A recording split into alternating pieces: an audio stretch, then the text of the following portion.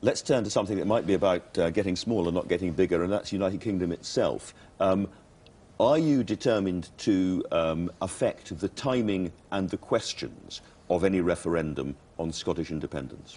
Well, I think there is a problem today, in fact, two problems. One is the uncertainty about this issue, I think, is damaging to Scotland and Scotland's economy, because you have companies and other organisations asking, well, what's Scotland's future?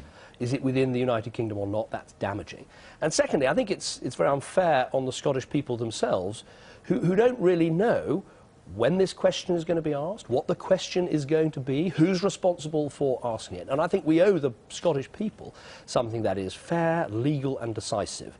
And so in the coming days we'll be setting out clearly what the legal situation is, and I think then we need to move forward and say, right, let's settle this issue in a fair and decisive way.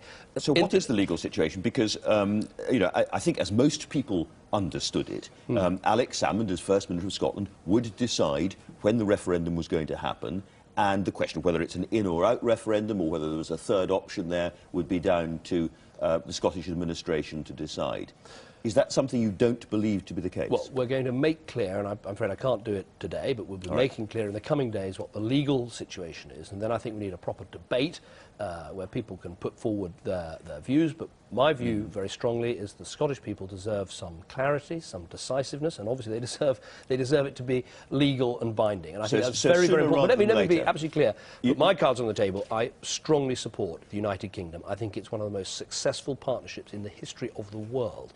I think it would be desperately sad if Scotland chose to leave the United Kingdom, and I'll do everything I can to encourage Scotland to stay in the United Kingdom, because I think that's the best for all our economies, Scotland included, and all our societies.